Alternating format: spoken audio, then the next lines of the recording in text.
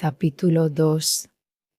Sobre la puerta de entrada había una inscripción, una reproducción del encabezamiento del diario.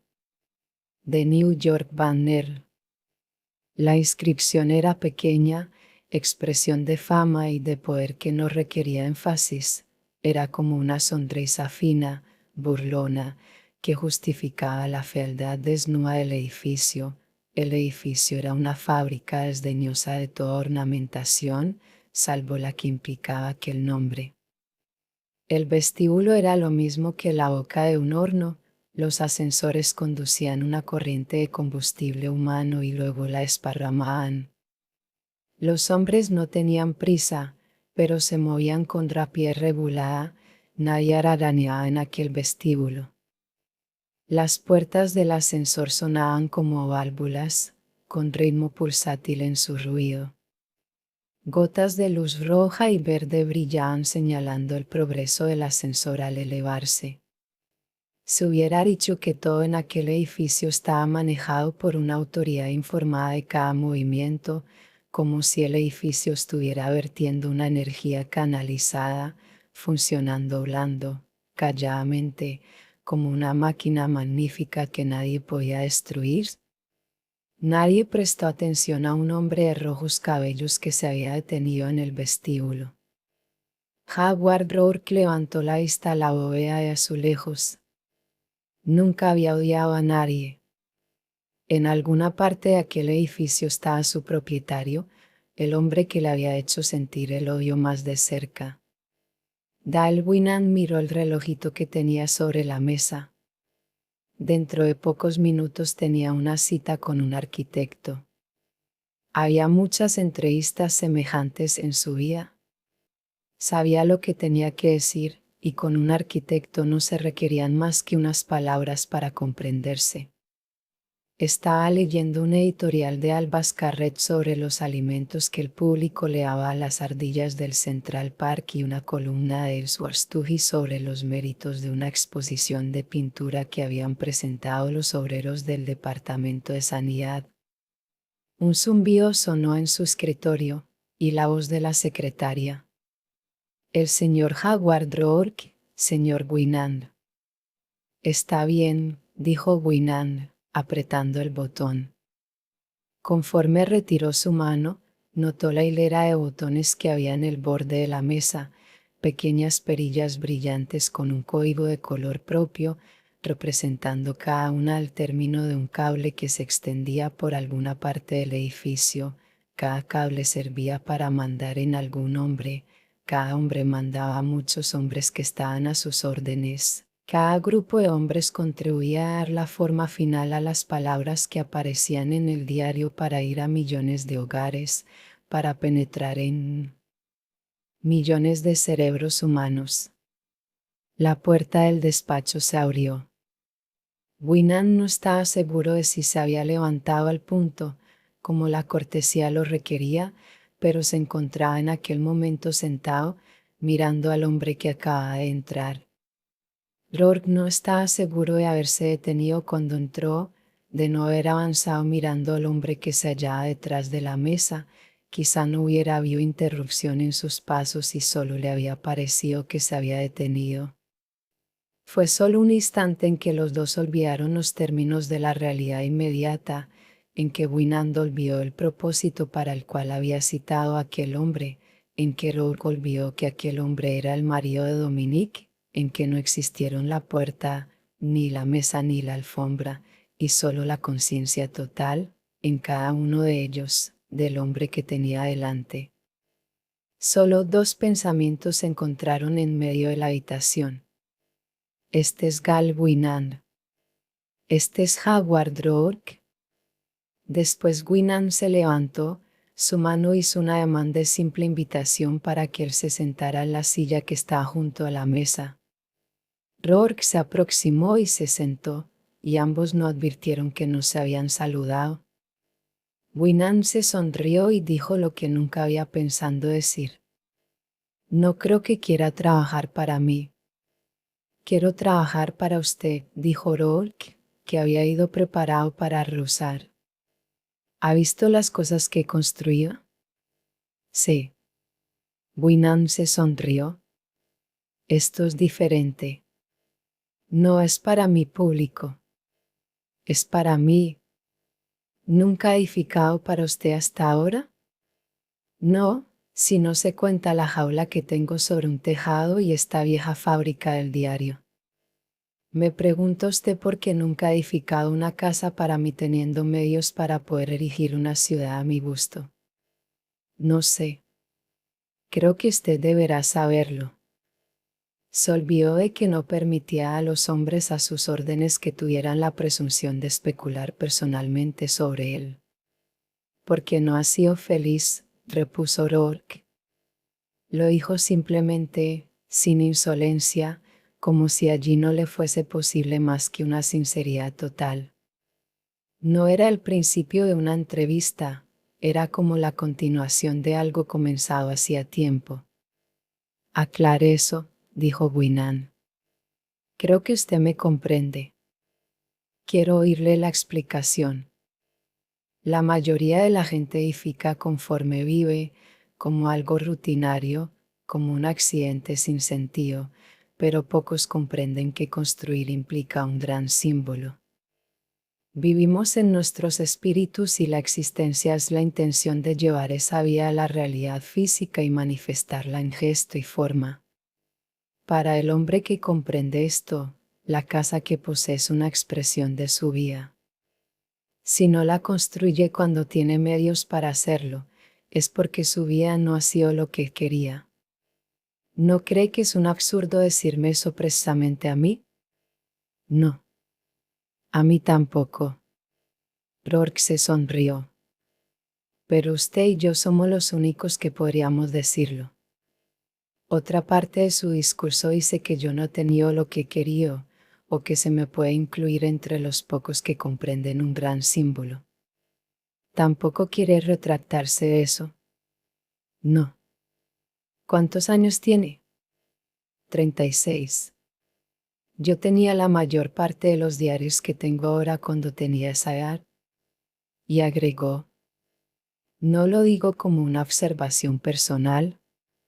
No sé por qué lo he dicho. Se me ocurrió simplemente. ¿Qué es lo que tengo que construirle? Mi casa. Winnan sintió que las dos palabras produjeron sensación en Rourke, aparte del significado común que tenían, dedujo esto sin razón y quiso preguntarle, ¿qué le pasa? Pero no fue posible, pues Rourke no había demostrado nada realmente. Tiene razón en su diagnóstico, porque, ya ve, ahora quiero edificar mi propia casa. Para decirlo directamente, como usted lo dijo, ahora soy feliz. ¿Qué clase de casa? En el campo. He comprado el terreno, 500 acres, en Connecticut. ¿Qué clase de casa? Eso lo decidirá usted. ¿Me eligió la señora Winnan para el trabajo? No, mi esposa no sabe nada de esto. Soy yo, que quiero trasladarme al campo, y ella está de acuerdo. Le pedí que eligiera arquitecto. Mi mujer se llamaba Dominique Francon cuando era soltera. Antes escribía sobre arquitectura, pero prefirió que lo eligiese yo. ¿Quieres saber por qué le elegí? Me ha costado mucho tiempo decidirlo. Al principio me sentía más bien extraviado. Nunca había oído nada de usted. No conocía a ningún arquitecto. Lo digo literalmente, no olvido los años que he pasado en los negocios de propiedades, las casas que he edificado y los imbéciles que las hicieron. Esto no es un Stonebridge, esto es, como lo llamó usted, una expresión de mi vida. Después vi Monadnock. Fue la primera cosa que me hizo recordar su nombre. Pero hice un largo examen. Anduve por el país viendo casas, hoteles y toda clase de edificios. De vez en cuando veía uno que me gustaba y cuando preguntaba quién lo había construido, la respuesta era siempre la misma, Howard Rourke. De suerte que decidí llamarle. Y agregó, es necesario que le diga cuánto admiro su obra. Gracias, dijo Rourke. Debe saber que no quería conocerle. ¿Por qué? ¿Ha oído hablar de mi galería de arte? Sí. Nunca conozco a los hombres cuyas obras me gustan. La obra significa demasiado para mí. No quiero que los hombres la echen a perder. Generalmente sucede así. Son lo contrario de sus propios talentos. Usted no es así. Me gusta conversar con usted. Se lo digo porque quiero que sepa que respeto pocas cosas en la vida, pero respeto las obras que tengo en mi galería y sus edificios y la capacidad del hombre que produce una obra así. Quizás sea la única creencia que tengo. Se encogió de hombros. Creo que destruyó, pervertido, corrompió todo lo que existe, pero nunca ha tocado eso. ¿Por qué me mira así? Disculpe. Dígame, por favor, la casa que usted quiere. Quiero que sea un palacio, pero no creo que los palacios sean suficientemente lujosos. Son grandes, promiscuamente públicos. Una cosa pequeña constituye el verdadero lujo. Una residencia para 2 personas, mi mujer y yo. No es necesario que sea para una familia, pues no pensamos tener hijos. Tampoco pensamos tener invitados. Una habitación para huéspedes, en caso que nos fuera necesaria, y nada más. Esa es la idea general, después le haré los detalles. El costo, lo que usted necesite. El aspecto, se sonrió y volvió a encogerse de hombros. He visto sus edificios. Lo único que quiero es que mi casa tenga la calidad de Rourke. ¿Cuál es? Creo que usted comprende. Quiero oír su explicación. Creo que algunos edificios son alardes bastardos y otros son cobardes, se disculpan a sí mismos en cada ladrillo, y algunos son la ineptitud eterna, remendados, malintencionados y falsos. Sus edificios tienen, sobre todo, un sentido de alegría. No de una alegría plácida, sino de una alegría difícil, exigente. De aquella clase que al experimentarla se tiene la impresión de una hazaña. Uno mira y piensa, soy una persona mejor si puedo sentir eso. Rourke dijo lentamente, pero no con el tono de una respuesta. Supongo que era inevitable. ¿Qué? Que lo viera de esa manera. Porque lo hice como si lamentase que fuera capaz de verlo. No lo lamento. Escuche, no me culpe de las cosas que antes he hecho edificar. No. Son los Toundi y los Nois Belmont Hotel y los diarios Guinan los que me dan la posibilidad de tener una casa hecha por usted. ¿No ese es un lujo digno de realizar? Importa cómo. Aquellos fueron los medios. Usted es el fin. No tiene por qué justificarse ante mí. No me juz.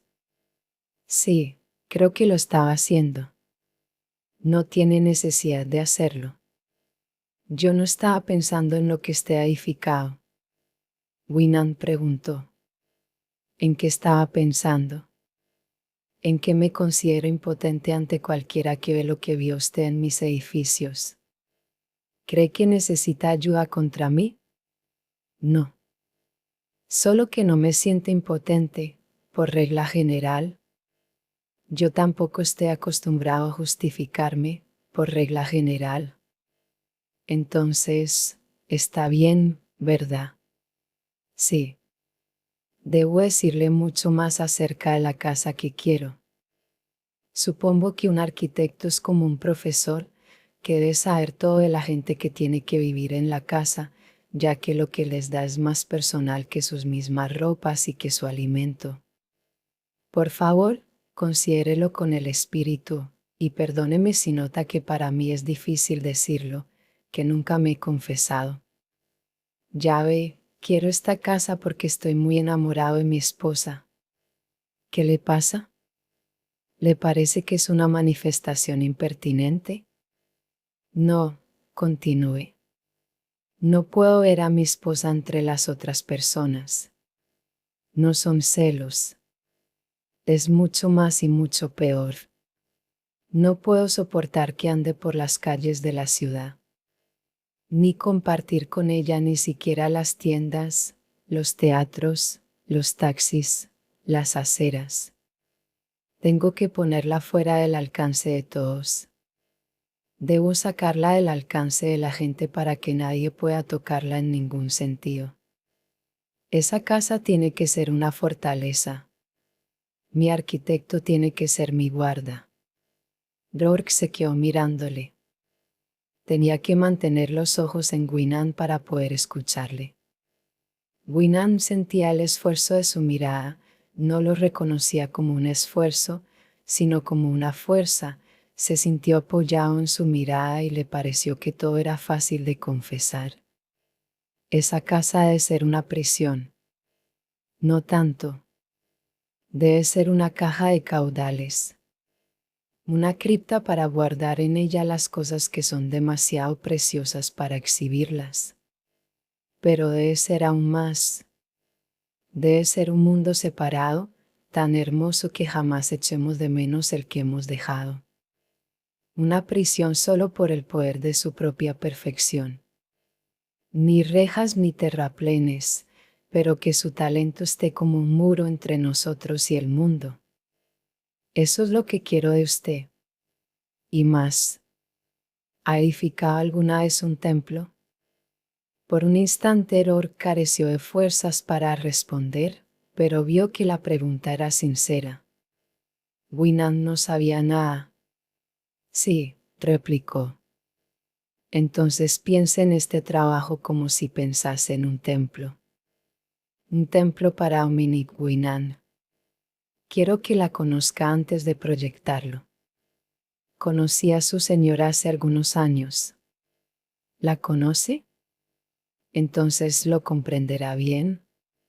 Comprendo. Winnan vio las manos de Rourke en el borde del escritorio, los largos dedos que apretaban el cristal, cerca de las pruebas del banner. Las pruebas estaban dobladas sin cuidado, vio el encabezamiento una vocecita en un pliego. Miró la mano de Rourke. Pensó que le gustaría tener un pisapapeles de bronce hecho así, y qué hermoso quedaría sobre la mesa. Ahora que ya sabe lo que quiero, empiece a trabajar. Empiece enseguida. Quiero la casa para el verano. Oh, perdóneme. Es el hábito del trato excesivo con los malos arquitectos. Todavía no le he preguntado si quiere hacerla. La mano de Rourke se movió y después la retiró de la mesa. Sí, dijo Rourke. ¿La haré? Winnan vio las impresiones digitales en el cristal, precisas como si fuesen encajes y estos estuvieran húmedos. ¿Cuánto tiempo empleará? Preguntó Winnan. La tendrá en julio. Desde luego, usted tiene que ver el lugar. Quiero mostrárselo yo mismo. ¿Podemos ir mañana? Como disponga. Aquí, a las 9. Bien. ¿Quiere que extendamos un contrato? No tengo idea acerca de cómo prefiere trabajar. Por lo general, antes de tratar con una persona, en cualquier asunto, quiero saber todo lo que se relaciona con ella, desde el día de su nacimiento o antes. Nunca me he informado nada acerca de este. Lo olvidé, sencillamente. No me parece necesario. Puedo contestar cualquier pregunta que desee. Winnan se sonrió y sacudió la cabeza. No, no tengo necesidad de preguntarle nada, salvo los pormenores del negocio. Yo nunca pongo condiciones, excepto una, Si acepta el proyecto preliminar de la casa, debe ser edificada como la he diseñado, sin ninguna reforma ulterior. Naturalmente. ¿Se entiende? He oído decir que no trabaja de otro modo. Pero, ¿tiene interés en que yo haga publicidad de la casa? Sé que le resultaría útil profesionalmente, pero quiero excluir a este edificio de los diarios. No me interesa eso. ¿Me promete que no entregará fotografías para que sean publicadas? Lo prometo. Gracias. Se lo resarciré con creces. Considere que los diarios de Guinan son sus agentes de publicidad. Le haré toda la propaganda que quiera en cualquier otro trabajo suyo. No quiero ninguna clase de propaganda. Guinan se rió a carcajadas. ¿Qué cosas dice y de qué modo? No tiene idea de cómo se comportarían sus colegas en esta entrevista. No creo que tenga verdadera conciencia de que está hablando con Dal Guinan. La tengo, dijo Rourke. Era mi manera de agradecérselo. No me gusta ser siempre Gal Guinan.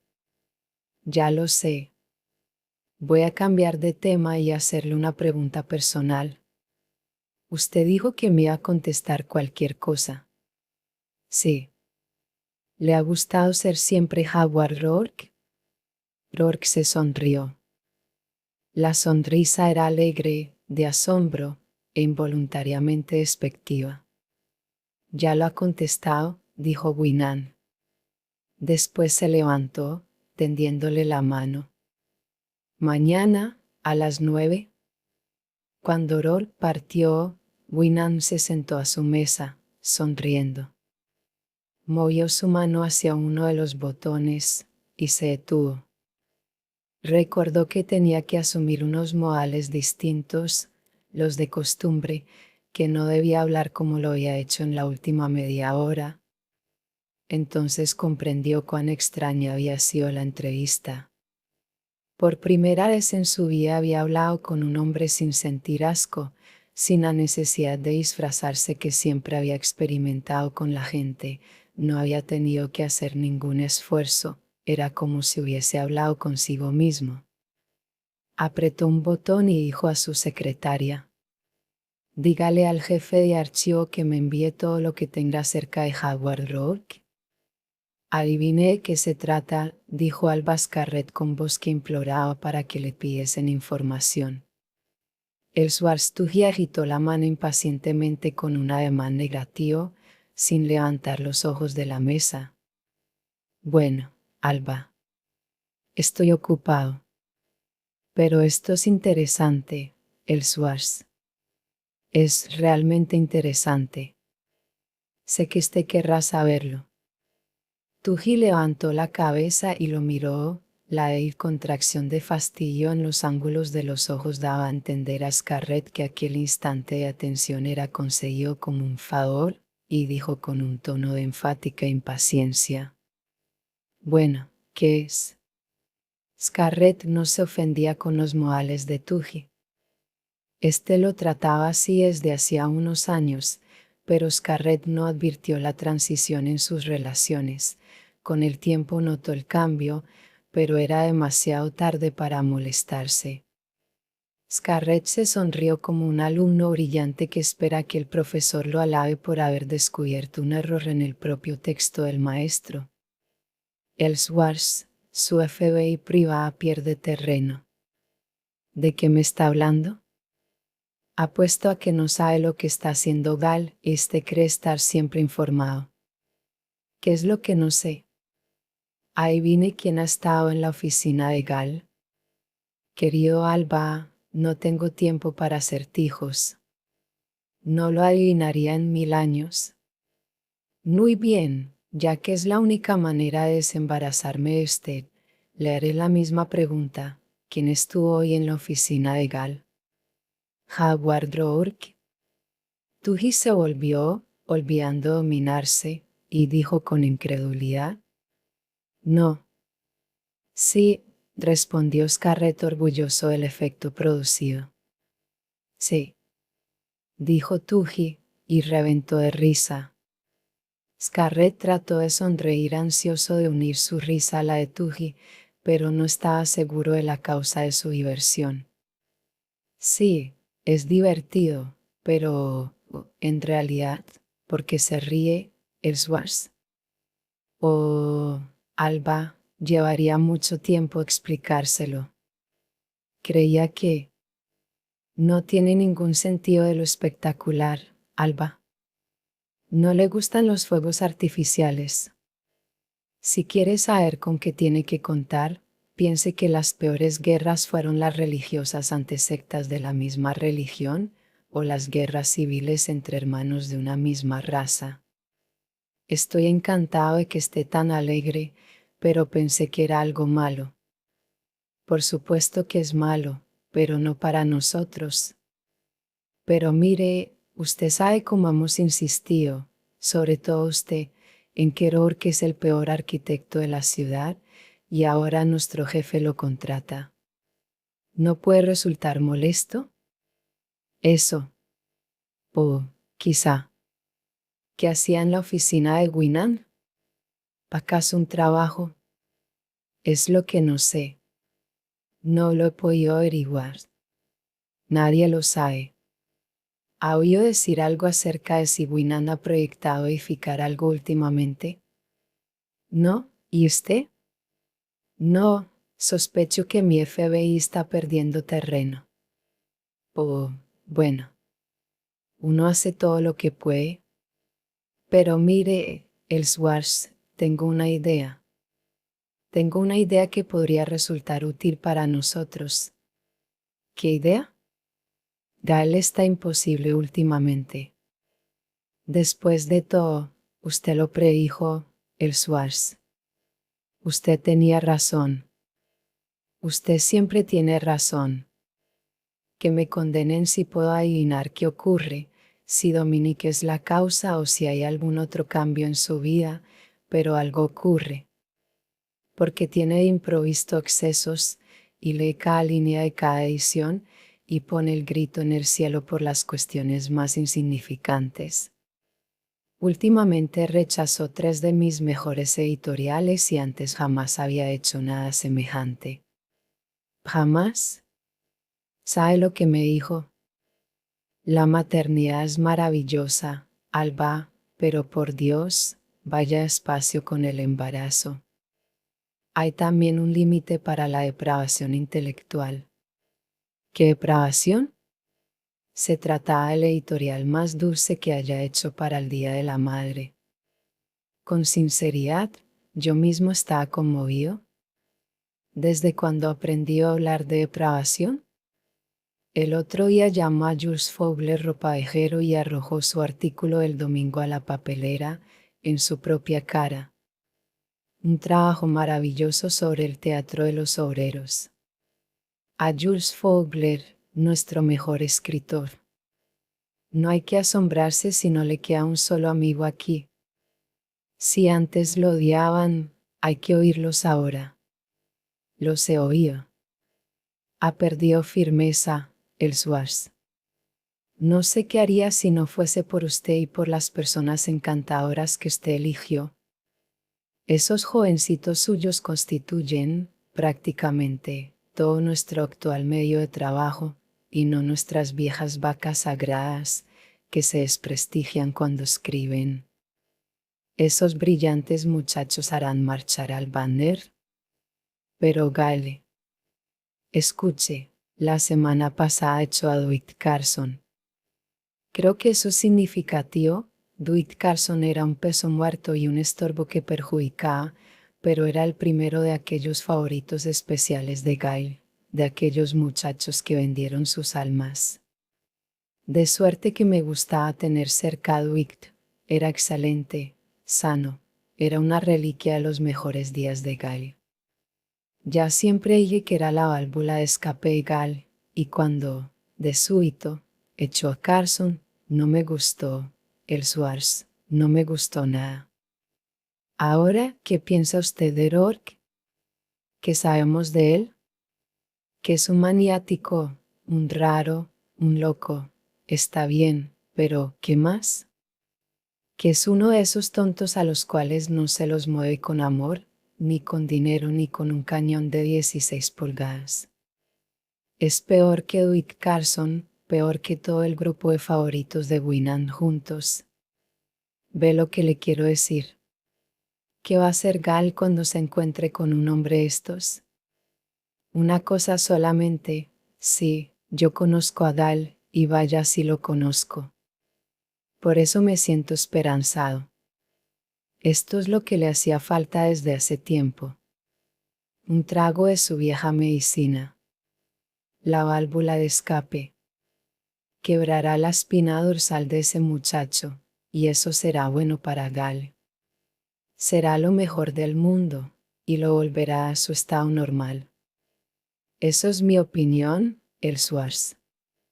Esperó, pero no vio un gran entusiasmo en la cara de Tuji, y terminó, tartamudeando. Bien, podría estar equivocado. No sé. Quizá no sea eso. Es precisamente eso, Alba. Entonces cree que ocurrirá de ese modo. Quizá. O podría resultar peor de lo que usted se imagina, pero para nosotros ya no es de importancia, porque, mire, Alba, por lo que concierne al Banner, deberíamos llegar a una decisión entre nosotros, y no debemos temer a Dalwinan. Cuando el muchacho llevó procedente el archivo y llevando un grueso sobre con recortes, Winnan levantó la vista y dijo: ¿Todo eso? No sabía que fuera tan famoso. Sí, este es el pleito de Stoddard, señor Winnan. El muchacho se detuvo.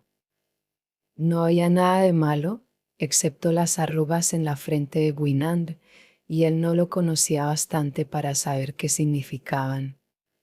Se preguntó qué fue lo que le hizo sentir miedo. Después de un instante, Winnan le dijo: Está bien. Gracias. El muchacho depositó el sobre en la mesa y se fue. Winnan se quedó mirando el paquete hinchado de papeles descoloridos. Vio que se reflejaba en el cristal como si el volumen hubiese atravesado la superficie y hubiese echado raíces. Miró las paredes del despacho y se preguntó si contenían alguna fuerza que le impidiese abrir el sobre. Se quedó impasible un instante, absorto como la momia angulosa de un faraón. Después movió la mano, atrajo el sobre y empezó a leer. Sacrilegio, por el Schwartz. Las iglesias de nuestra infancia, por Alba Scarrett, editoriales, sermones, discursos, declaraciones, cartas al director, el banner desatado con toda furia, fotografías, caricaturas, entrevistas, resoluciones de protesta, cartas al director. Leyó cada palabra metódicamente, con las manos sobre el borde de la mesa, los dedos entrecruzados, sin levantar los recortes, sin tocarlos, los leía conforme iban apareciendo, moviendo solo la mano para volver un recorte y leer el siguiente, moviendo la mano con una regularidad mecánica, levantando los dedos conforme sus ojos leían la última palabra, no dejando que el recorte quedara ante su vista un segundo más de lo necesario. Se detuvo largo rato para contemplar las fotografías del templo de Stoddard. Se detuvo aún más para mirar una de las fotografías de Rourke, aquella que había captado su exaltación. ¿Está contento, señor superhombre? Lo arrancó el relato que ilustraba y lo metió en el cajón de la mesa. Después continuó la lectura. El pleito, el testimonio del Schwartz, de Peter Keating, de Rollstam Holcomb, de Gordon L. Prescott, ninguna referencia al testimonio de Dominic Francon, solo una breve cita. La defensa de los restos. Pocas menciones en una vocecita, después un bostezo, el recorte próximo databa de 3 años después, Monadnock Valley. Era tarde cuando terminó de leer. Su secretaria se había ido. Tuvo la sensación de las habitaciones desiertas y de los pasillos que los rodeaban, pero oyó el ruido de las máquinas, una vibración baja, sorda. Siempre le había gustado aquello, el latido del corazón de la casa. Escuchó. Estaban imprimiendo el banner del día siguiente. Durante largo tiempo permaneció inmóvil,